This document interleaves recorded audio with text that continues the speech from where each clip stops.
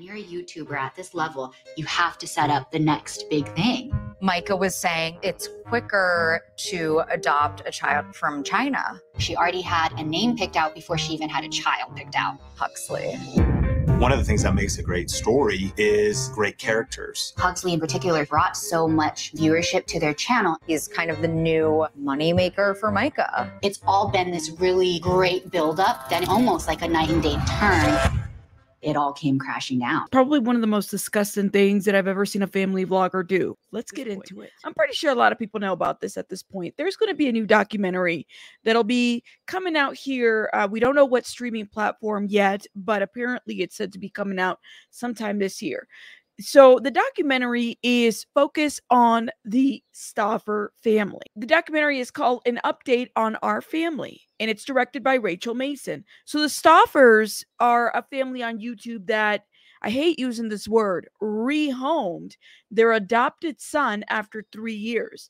And so this docuseries explores that whole controversy. Now, this was before I was a YouTuber. I heard about this one. I heard about this family that intentionally adopted a young boy from China, and they specifically selected a boy with special needs. So they went out there shopping for a boy with special needs, a boy that was not returnable.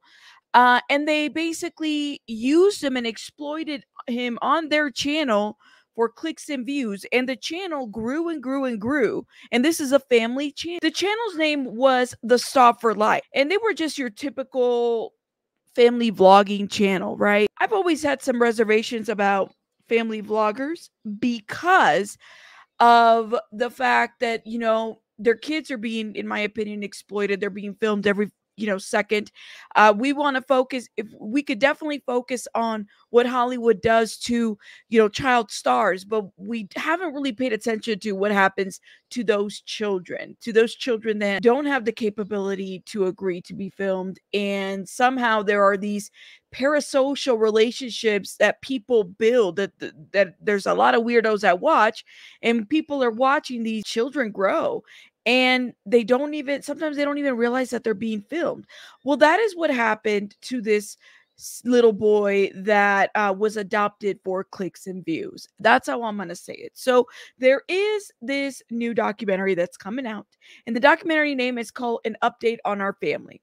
It's directed by Rachel Mason. And there's articles out there basically that say that Rachel Mason hopes that the family vlogger story will shed light on how polarized the internet has become. So I guess she approaches the story from different angles and whatnot. In 2020, a family vlogger named Myka and James Stauffer tearfully announced to their followers that their adopted child was now living with another family. The documentary is a 3-part series called An Update on Our Family, which premiered at the Tribeca Festival in June, and explores the events leading up to the announcement that the child was rehomed, the backlash that followed, and the nuances of the sensitive issue. Now, I hate the word rehome when it comes to a child or any human being. I mean, you rehome a dog, you don't rehome a child. And this is coming from a social work perspective. However, let me just say that children that are special needs, that are adopted, the success rate there is very low. Often they do get moved to a different home that could meet their needs. That does happen. That is a reality of the situation. I just hate the word rehome, because when I think of rehome, I think of an animal. And this baby boy that was selected because he had special needs was exploited throughout this time with this family vlogger. They exploited him, was used for clicks and views and to grow their YouTube channel. That's what happened. And in addition to that, they knew what they were getting themselves into. They had consulted with doctors. They made that content. Everything was content for the Stauffer family. Everything was content. This little boy's MRI appointments, this little boy's appointment, follow up, everything. And so they go on vacation, and then they decide to do a rehoming video where they announce that their baby boy, which they had named Huxley, had been rehomed. It was a really disgusting thing, because you could tell people were First of all, people were outraged, as they should be. The director, Rachel Mason, told Yahoo Entertainment that a 2020 New York Magazine featured about the Stauffers made her want to dig deeper. At that time, she didn't know much about the family channels on YouTube, but approached the creators' ecosystem with a true fascination. When I started to dive in, I felt like an anthropologist watching an unknown species from a very far distance with binoculars. Now, Rachel Mason, let me just say this. I don't know why you would have to approach it that way. This is literally two people that decided to exploit their family for clicks and views. That's what that was. There is nothing anthropological or nothing like, let's explore it this way. Let's see. My understanding is what they do say in this documentary is that if you're pregnant and you're a family vlogger, you get a lot more clicks and views. People love to see people pregnant.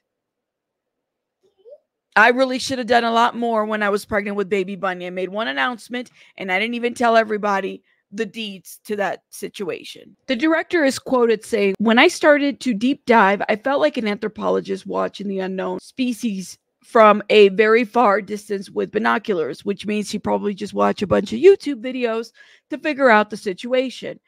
What was most important to me was to start getting closer, and to do so, I wanted to meet the people actually operating in this world.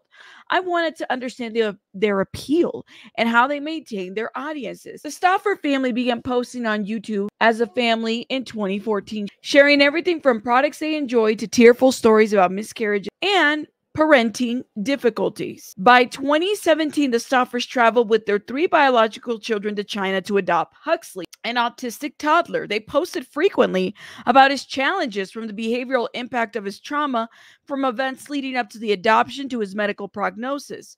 They showed his meltdowns and spoke openly about having a difficult time parenting him. The Stauffer popularity grew as they posted about Huxley, and eventually they began getting sponsorships from brands, according to New York Magazine. Now, my understanding, they got like sponsorships from Huggies. They got sponsorships from other sort, like their sponsorships were sponsoring, right? Very great sponsorships, good money and whatnot. You got to understand something. You're getting ad revenue from YouTube, right? Every video does that. And then you have like separate sponsorships. That makes you a pretty good penny. The Stauffer popularity grew as they posted about Huxley, and eventually they began getting sponsorships from brands. Okay. They had another biological child and began discussing the possibilities of adopting another. Fans scrutinized them closely and eventually noticed that in one video, Huxley's car seat seemed to have disappeared from their car. So they had gotten rid of this child, okay, and didn't update their audience. All right. They went on vacations. They didn't give a shit. They just started getting rid of car seats. That's what they did. Okay. And people started to notice because they would post everything about Huxley, and then suddenly you're not hearing anything about Huxley. What happened to Huxley, right? After 3 years of documenting Huxley's adoption process, the Stauffers tearfully announced in May 2020 YouTube video that they had decided to find a new home for Huxley. Myka said she felt like a failure as a mom. What do you guys think about that quote? You could tell somebody's very self-centered and self-focused when they think about themselves. I feel like a failure as a mom. No, ma'am. You didn't approach it that way. You exploited this young little boy that had no say whatsoever. You exploited him. You thought that you could do the most. You specifically shopped for a boy with special needs. Some that were the most, you wanted the most difficult child out there. You did that. So to me, it's like, it's the saddest thing to see somebody say that I felt like a failure as a mom when Huxley was the one that was hurt by this whole situation. Okay. Truly. And that is something that in his life, he's going to have to get help for. He's going to have to address. He was nonverbal, you guys. He wouldn't have been able to speak out or anything. We don't know what he was going through. We don't know what he was going through, what he was feeling. We've seen most recently Ruby Frankie, right? Her poor children went through it with this whole family vlogging situation and the cult and everything that they put their kids through it. This is why I'm like, I don't know what to tell you guys when you say that, because it's like, ultimately, you may feel like a failure as a mom, but truly, I feel for those children, for that little boy that luckily, I believe, doesn't carry that name anymore. Let's keep reading this article. Once Huxley came home, there was a lot more special needs that we weren't aware of, and we were not told. James said, explaining that Huxley was living with a new mommy, one with the medical training. We've never wanted to be in this position, and we've been trying to get his needs met and help him out as much as possible. We truly love him. The backlash was immediately and severe. They received numerous hateful comments, including death threats.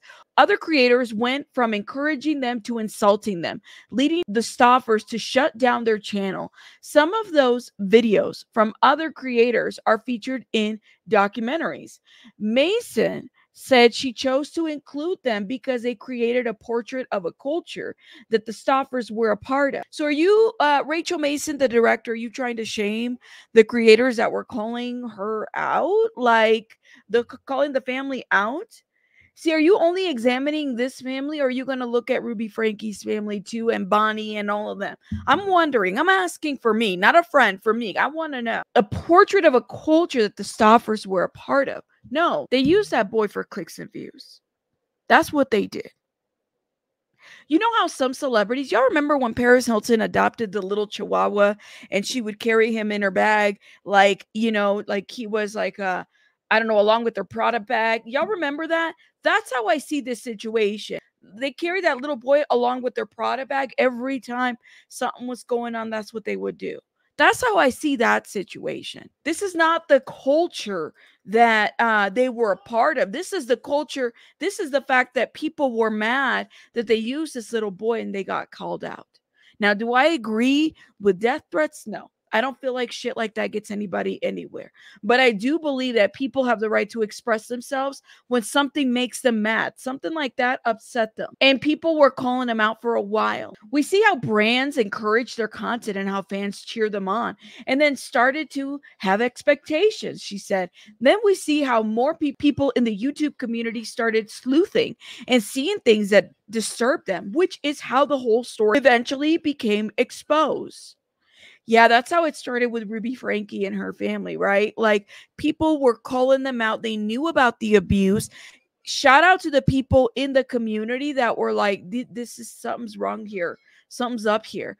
They knew something was up. And while everybody, Bonnie and everybody, was concealing stuff, all this stuff, people were calling and they knew something was up.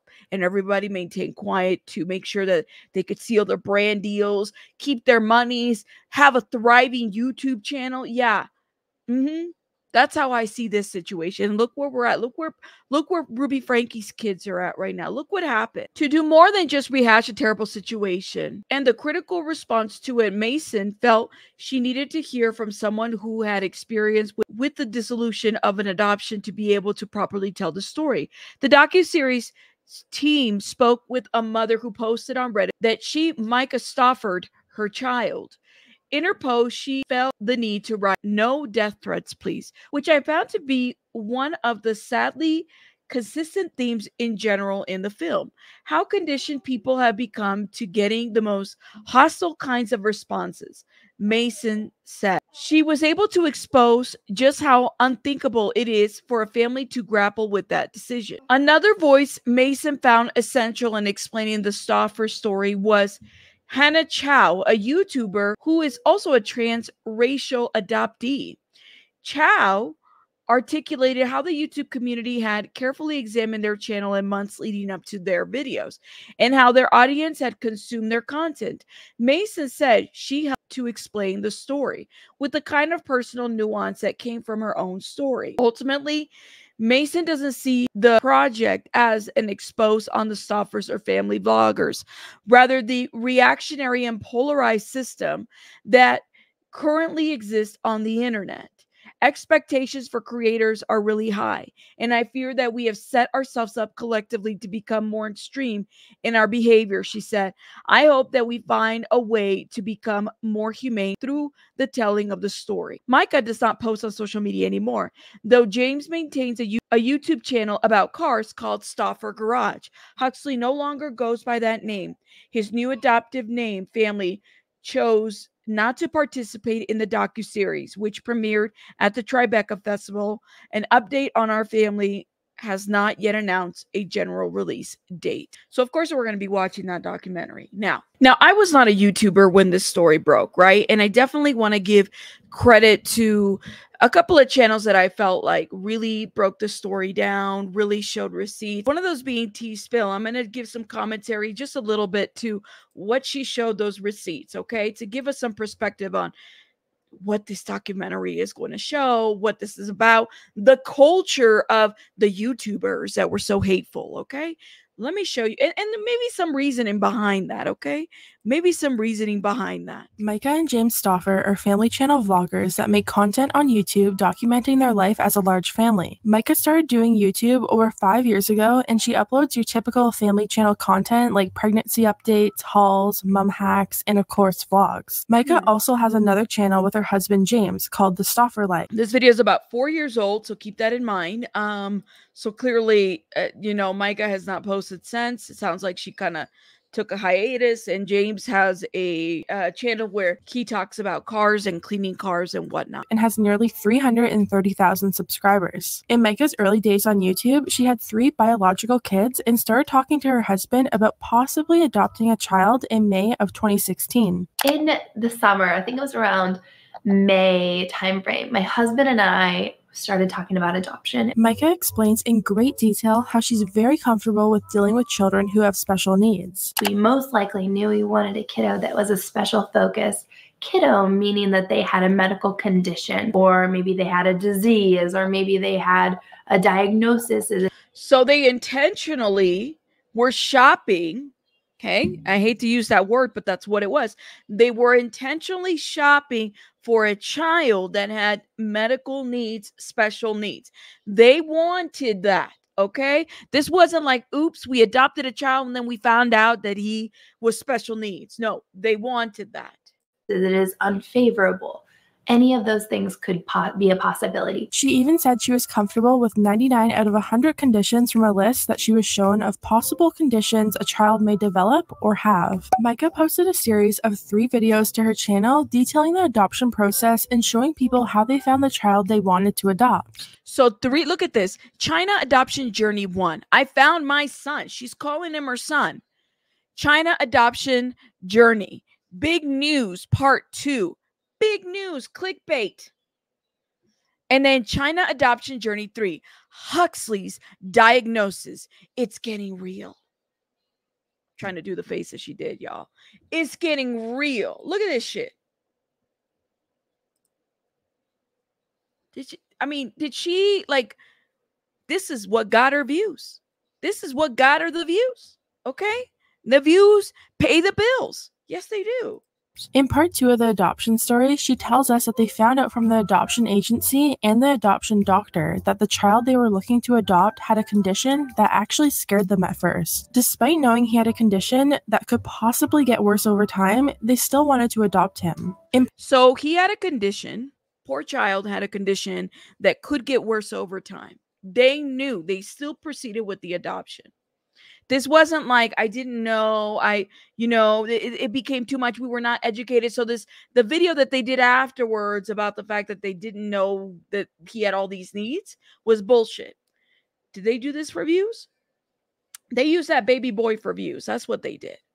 Let's keep watching this review. In part 3 of their adoption series, she gets more into detail about the child's diagnosis. Myka explains that they had CT scans done on him, and when they got the results back, the doctor was very, very concerned about the child's condition and even kind of tried to discourage them from adopting him. They were warned of all the possible needs and treatment that this child may need and how hard it would be to deal with at times. The doctor tried to discourage them from adopting. Okay? So now they have a medical professional saying like, this is going to get worse over time. But did they listen? Almost discouraged us from adopting him, like saying that this is going to be severe, this is going to be a lot, you know, we don't know what unknown elements could be. Even though the doctors seem very concerned about the diagnosis and whether the family could handle it, Myka literally says the doctor's advice went in one ear and out the other. Yeah, because the views and the subscriptions and all of that was like, ching, let's go, let's make some money. That's what this was. When I heard all of the things that that doctor was telling us, it kind of went in one ear and out the other. They literally thought the doctor, who went to school for years and has worked with cases like this before, was potentially wrong. Ironically, Myka says in the okay. Again, I'm going to link T-Spill in the description box so you guys can watch this whole video. I have to stop it, of course. I've given commentary under fair use. This is why I'm stopping it often to just talk about and give a reaction to this. We're also going to watch the preview to this new documentary, okay? In this video that her child is not returnable and they would never return him because of his condition, because that's her son. He's our son, and that's that. He's not we aren't going to trade him in. We're not going to return him. He's our boy. Despite doctors' recommendations, in October of 2017, Myka, her husband James, and their 3 kids flew to China to bring home their new son. They posted so many updates once he was home to show their subscribers how well he was developing and starting to blend into the family. She gained... Wow. You see that? So they used them, they brought him, they relocated. This is a whole different country, you guys. Whole different country, brought him in, and you could see the growth in her channel. I mean, apparently I got to adopt a baby from a different country in order for me to grow the channel, right? This is insane. Gained a lot of subscribers off of her adoption videos because it was just such a touching story. It was so amazing for people to watch a child who was scared and came to them traumatized from the adoption process to finally blend into the family and start creating relationships with them. Don't get me wrong, Myka did express how difficult it was at times, but that's exactly what they signed up for. In late 2018, just over a year after adopting their son from China, Myka fell pregnant with a baby boy. They have this child from China for about a year. Imagine the connections, imagine all the work that he's done. Just imagine everything. Imagine having to get used to this whole new family and situation, in addition to having all these medical issues that he has. She gets pregnant. In June 2019, Myka gave birth, bringing their total number of kids to 5. Shortly after giving birth to their baby boy, subscribers started noticing their adoptive son stopped appearing in videos, and the updates on him also kind of stopped. In March of this year, Myka posted a photo to her Instagram of her adoptive son with a caption that read, "Last month is the hardest month I have ever had as a mama, and I'm still working through it. But instead of leading with my heart, I'm following yours." How touching. Everybody like. Shit got hard, right? It did. But you said what you said, right, Myka? What you said, you weren't going to return this child, right? Hashtag adoption trauma. Little did we know, when this photo was taken, Myka and her husband were literally in the process of giving their son to a new family. So while they were doing these photos, they were already seeking a new family for this boy that has developed relationships with these other children, right? That, can you imagine this? New schedule, like all of this is trauma for this child with special medical needs. And then the kids around. A few days ago now, Myka posted a video to her channel called An Update on Our Family. In this video, Myka and her husband say they had to rehome their adoptive son and couldn't get into details about what happened. They claim that doctors told them that their son needed more than what they could provide to him. Funny how they listen to doctors now, but didn't 2 years earlier. Thank you. Funny how they listen to doctors. Isn't that like interesting that they would do that now? Like, I just cannot. And this is why I don't feel sorry for them. So I have not seen this documentary. We're going to watch a preview here in a little bit. But I understand the outrage from the internet. Here's another great video that also breaks down. I'm going to put in the description box so you guys can watch it as well, that breaks down this situation even more. Okay. And this video is literally about a year old. And I really like the way this creator broke this down. From being involved in one of the biggest scandals in the history of family channels to being investigated by authorities, this is the story of a couple that adopted an autistic boy, used him for internet fame, then gave him back. The Stauffer family was composed of Myka and her husband James, along with their 4 biological children. Like your ordinary vlogging channel, they shared everything that happened in their lives.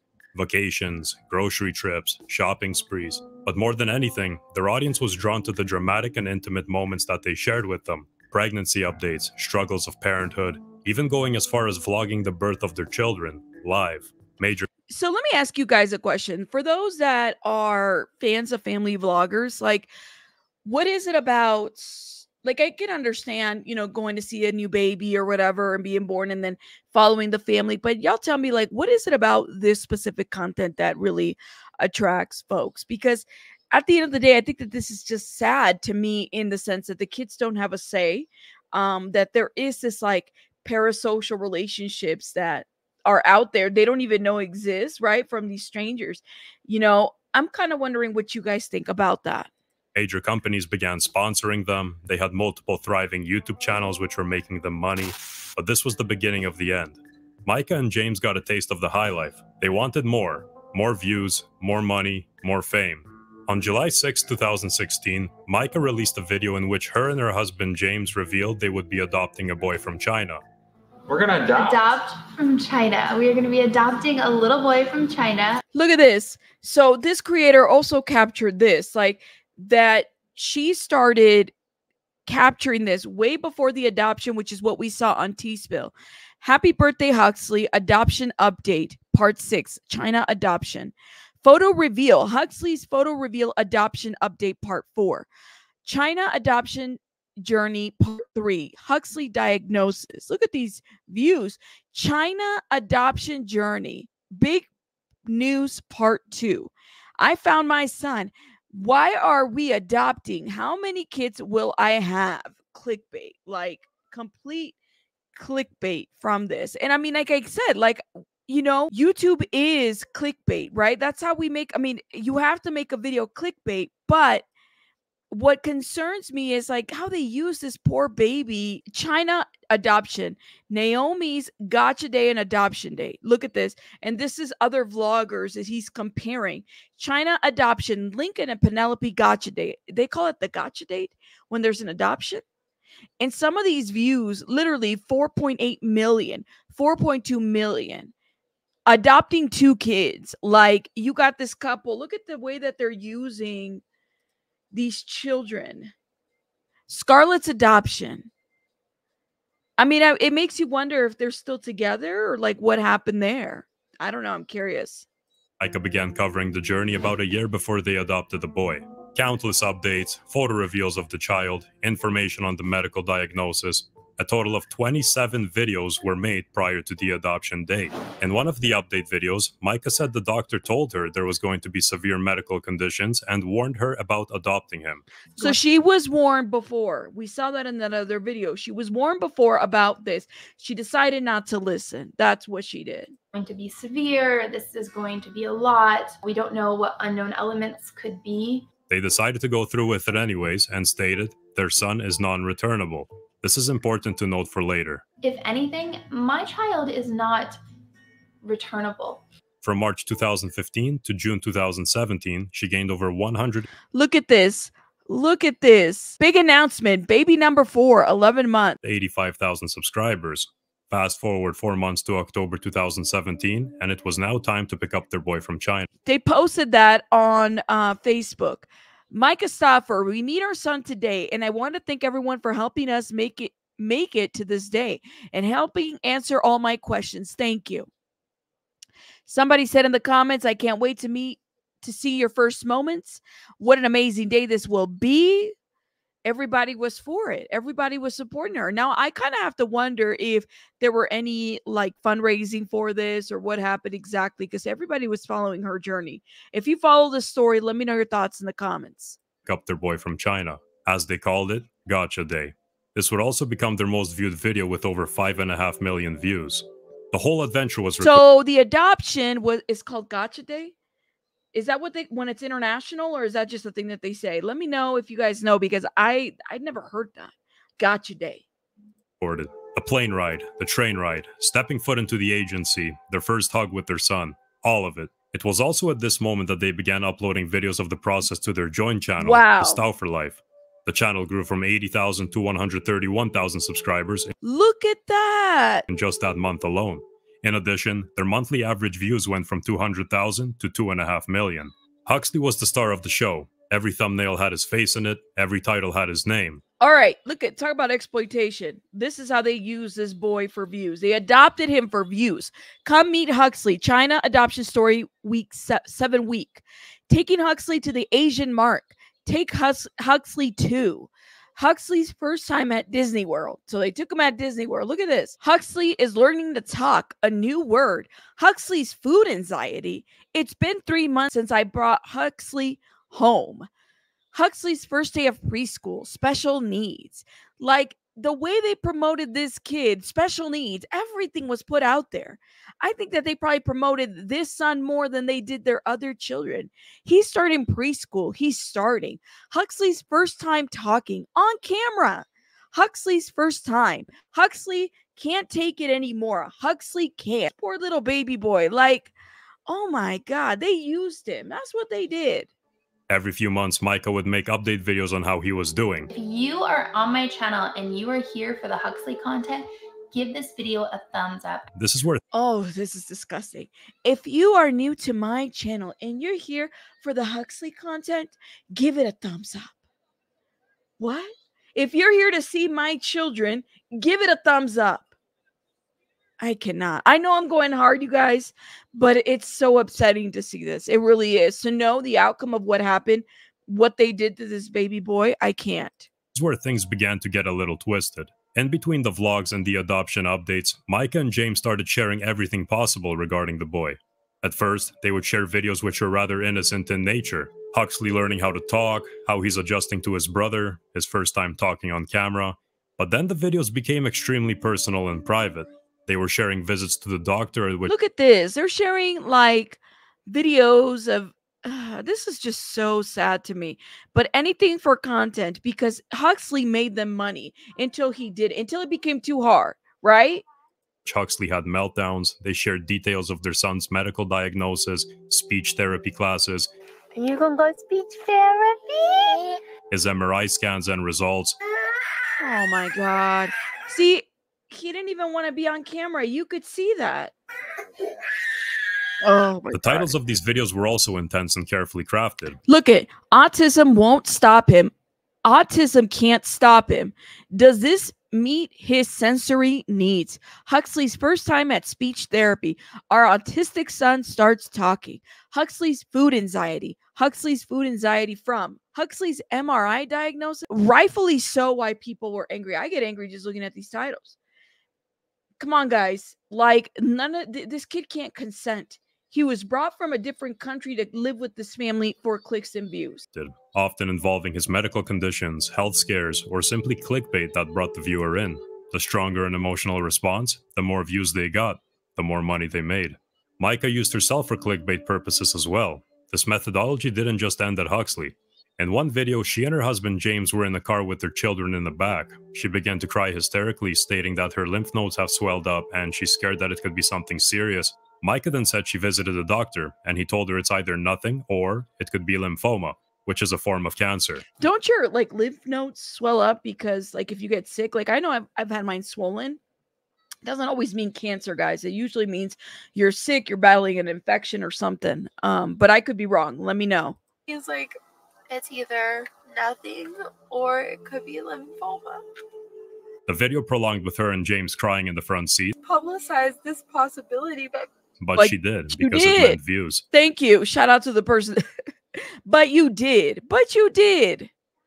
She then used this topic for multiple videos afterwards. I was telling him earlier you had like your doctor call you, but you haven't had your appointment yet. What do you mean? About your MRI. Oh, yeah. So the MRI came back normal, which is... I think that they must have gotten off of, like, you make money off of this. It sounds to me that it became something that they really wanted to do. They got off on this, and they were making money off of this. And I think that there's, like, a high that comes from that. That's what it seems like to me, and this is why they were doing the videos that they were doing. It's fantastic. She also visited several doctors to get multiple opinions, and of course this meant multiple videos. I had a second opinion on my lymph node. I just want one more opinion. I had already seen a couple primary care doctors that were not worried about it, and my allergist wasn't worried about it. I went and saw this ENT that, like I said, a lot of people had recommended to me, and he was 100% confident that it was absolutely nothing. Periodically, they would toss in a video talking about adopting again. And I have agreed that we are going to be going back to China to adopt another child. I do feel like it's in our heart to do it one last time. So I guess that's the thing, right? You go to China, you adopt, like that's the thing to do. Okay. And I mean, again, to me, it seems like they would do things like this for clickbait, for a reaction, for let me keep following this journey. We are currently talking about another adoption. On August 5th, 2018, Myka made a post to a Chinese adoption group on Facebook. We are praying about adopting again, and my husband wanted me to ask, what special needs would you consider minor or relatively easy to manage that most people wouldn't consider easy? Y'all see that? To me, that sounds like they were shopping for a specific type of child that they wanted. That's what this looks like to me. It's disgusting, you guys. It definitely is. It seems like they were shopping for a specific kid. She wanted a special needs child that in reality was easy to take care of, but seemed like a lot of work to the public eye. They began purchasing fancy cars, Range Rovers, Mercedes, high-value jewelry, vacations to a variety of countries too. To add to that, they purchased a new home which was valued at $670,000, exactly 1 year after adopting Huxley. Wow. So you guys can thank Huxley for that, because Huxley was the one that made all that.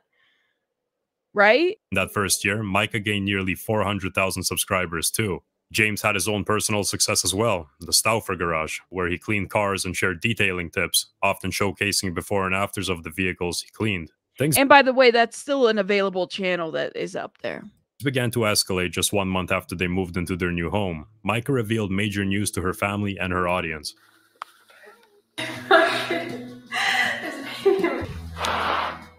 Baby number 5 was on its way. However, just a few weeks after the baby announcement, Myka and James had another announcement to make. Puffy eyes, no makeup, baggy clothing. And we finally got the prognosis and diagnosis for him. He did indeed have autism. He had level 3 autism, which is considered the most severe form. By this point, Huxley was appearing in less and less videos. James uploaded a video addressing the topic. Huxley goes in his room to lay down at 7:30 because I know people have been asking. Huxley is special needs, and in our house, he requires an extra amount of attention. A lot of the times our attention is taken by him. For him, next time is like 7:30, a little bit earlier. And then we let the other kids stay up a couple extra hours just to hang out in our bedroom, watch a movie. This is where the story takes a rapid turn south.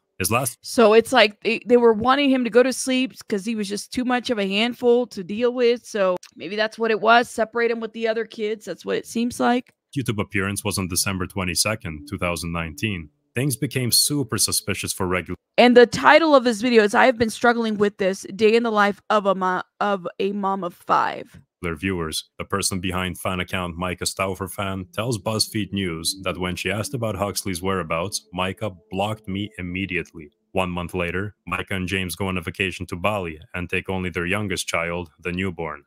Wow. And who paid for that vacation, guys? You all did. You fans paid for all that, okay?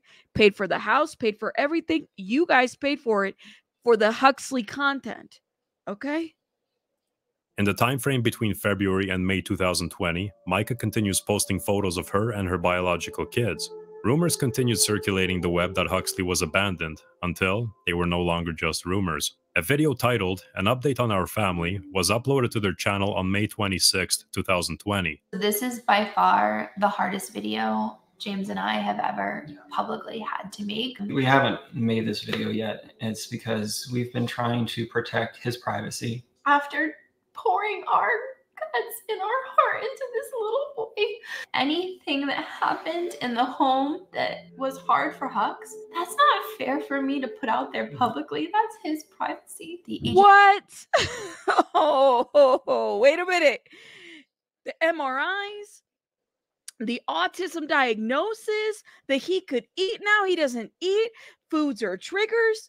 That wasn't private for him. Lord have mercy. I mean, somebody, this is ridiculous. agencies, multiple people have been allowing for Huxley to spend time with some different people to make the perfect match and fit for his now new forever family. They said this news wasn't revealed sooner because they wanted to protect his privacy, but they Bullshit. They didn't want the backlash. That's why. But remember, they were shopping and they kept shopping for a new adoption. They wanted it. Like, this is ridiculous.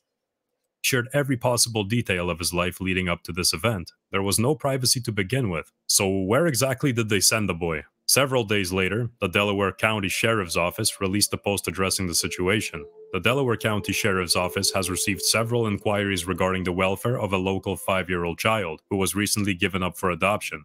This child is not missing. All that was known is that Huxley was not missing. This infuriated their audience, but what really ignited the flame was the fact that all videos involving Huxley were still up and monetized. Of course. Of course, because they still need to make money off of this. They didn't put they were so concerned about his privacy, but they left those videos up.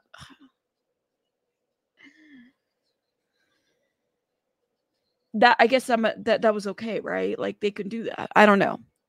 To no surprise, they received immense amounts of backlash. Myka removed all content with Huxley from her channel and their family channel. Videos amounting to 34 million views were deleted from the Stauffer life, and 11 million views from Myka's personal. Subscriber counts dropped drastically too. Not all stories have a happy ending, but believe it or not, this one does. Good. On December 9th, 2020, an Instagram user shared a series of 2 photos. One was a faceless portrait, and the other a photo of her holding Huxley in her arms, accompanied by a detailed caption. "You, Lynn, our little moon shining through the forest of trees. Words can't express how grateful and lucky I am to have the privilege of being your mama." The paragraph below says, "We for sure don't celebrate the fact that adoption equals the loss of ties to his first family. What we celebrate today is his freedom from the system." Huxley was adopted by a lady which also adopted several other children. Oh man, like, I don't know how you cannot feel for him. And at some point, he's going to grow up. And I mean, I'm sure somebody's going to tell him, dude, a family used you on YouTube for clicks and views, as it should be. Shout out to that creator. And I'm going to link both creators in the description box so you guys can watch the whole video without any of my commentary. Okay, I want to share with you guys this preview, this documentary series that will be released. We don't know what streaming platform yet, but let me know your thoughts in the comments as we're watching this. She already had a name picked out before she even had a child picked out. Huxley. Do you think they adopted him for the views? Did you follow what went down with the Stauffers? Yeah. Be very careful. I'm curious if you know the name Myka Stauffer. We'll stay away from that one. People are scared. If you are even associated with her in the slightest, then you will also get canceled. Can you tell me about the Stauffers? You want me to be honest? I have been subscribed to the Stauffers for years. Myka introduced me to the mom vlogging world. People have always loved watching families. Because they can relate. I looked up to Myka a lot. Myka knew the type of content that people would respond to. Having babies is good content. It just is. Having babies is good content. Man, we are doing YouTube wrong, apparently. YouTube shares about 50% of the ad revenue that they generate with the creators. I'm not saying that it's anyone's intention to objectify these children. It is. Have babies, make money. It is. It's a business that they didn't sign up for. It could come across that way. Myka was saying it's quicker to adopt a child from China. She already had a name picked out before she even had a child picked out. Huxley. One of the things that makes a great story is great characters. How that is not predatory, I'm just saying, guys, right? You have an individual that's able to make money fairly quickly. She's telling these folks, you know, you could adopting a child in China is quicker, right? And then you're using all of that for content. Yeah, like, it just sounds so predatory to me because these kids didn't sign up for that. Even her biological kids didn't sign up for that. Huxley in particular brought so much viewership to their channel. He's kind of the new moneymaker for Myka. It's all been this really great buildup, then almost like a night and day turn. It all came crashing down. Wow.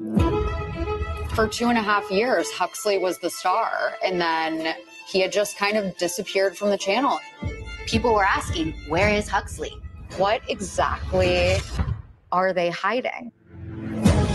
Who benefited from this child's story being broadcast to millions of people? Myka did. Not just Myka and James, both of them. They both consented to this. They both benefited from this. Something unfathomable. People get death threats for things more innocuous. There's still a lot of questions. Do you think they adopted him for the views? Before the adoption took place, Myka said in a since-deleted 2017 YouTube video featured in the doc, "He's our son, and that's that. He's not we're not going to trade him in. We're not going to return him." And they did. But after adopting Huxley in 2017, in May 2020, the Stauffers announced they'd come to the difficult decision to reverse the adoption. At the time, they shared that after undergoing, quote, multiple assessments and evaluations, Huxley's team of doctors recommended he spend time with other families better equipped to care for him. The 37-year-old said in the family's since-deleted announcement video, "There's not an ounce of our body that doesn't love Huxley with all of our being. There wasn't a minute that I didn't try our hardest." Do I feel like a failure as a mom? Like 500%. So when you get like insidious, hurtful comments, it just like really makes it hurt. Myka shared a lengthy statement to her Instagram profile apologizing for the situation, one which would ultimately become the page's last post as the family has since stepped away from the public eye. The YouTuber wrote on June 24th, quote, "I want to first off apologize for the uproar and take full responsibility for all of the hurt that I have caused. This decision has caused so many people heartbreak, and I'm sorry for letting down so many women that looked up to me as a mother." Now, wait a minute. There was more to this post. It says, "I'm so sorry for the confusion, the pain, and the pain I have caused. And I'm so sorry for not being able to tell more of my story from the beginning. I could have never anticipated the incidents which occurred on a private level to ever have happened, and I was trying my best to navigate the hardest thing I have ever been through. I apologize for being so naive when I started the adoption process. I was not selective or fully equipped or prepared." So many women that looked up to me as a mother. Myka said she was, quote, "so naive throughout the adoption process." And no, you were warned. You had professionals that warned her. She was not naive. She knew what she was walking to. Naive would be not getting a warning. Naive would be going in there and not like you didn't even get a warning. There was not enough information. No, she was not naive. A doctor told her. She specifically was shopping for a kid with special needs. There was nothing naive about this. And it's an excuse. Like, I'm sorry. I don't feel bad for this woman or James or any of these two. They knew and they profited. They bought houses, expensive things. They went on vacation. They didn't tell everybody they were rehoming him initially. And I hate the word rehoming, but that they were placing him out of his home.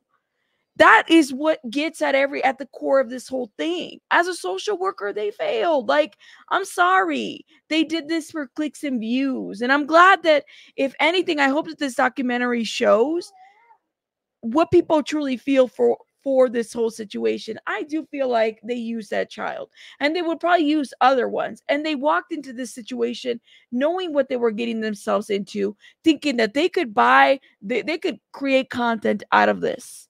But when it became too hard, instead of doing best by the situation, they cowered. They didn't address their audience right away. I don't know. That's how I feel. Maybe I'm being too harsh, but you guys let me know in the comments what you think. And noted that the family needed more training before welcoming Huxley into their home, who after his subsequent adoption is now going by another name. She concluded her post, quote, "We love Huxley and know that this was the right decision for him and his future, praying that Huxley only has the best future in the entire world." E-News has reached out to the Stauffers for comment, but has not yet heard back. I don't believe that they participated in that documentary. I believe it's been a couple of YouTubers that have been able to watch the actual documentary. So I'm kind of curious to know where it's going to be streamed and what it's going to look like. Look, you guys let me know your thoughts in the comments. I'm just a little commentator over here, just giving my opinion about the situation. I'm going to link all these other videos that I use for reference in the description box. But let me know your thoughts. You guys feel like, you know, we're being a little too harsh on the Stauffers, that Myka and James were really in it for the right reasons? And what about all these other family vloggers that do this? Like, we're over here talking about how Hollywood uses child actors in such a way. What about these kids that they're not actors. They're just living the regular life with a camera all over. I'll see you guys on the next one. Rabbits out. Bye, guys.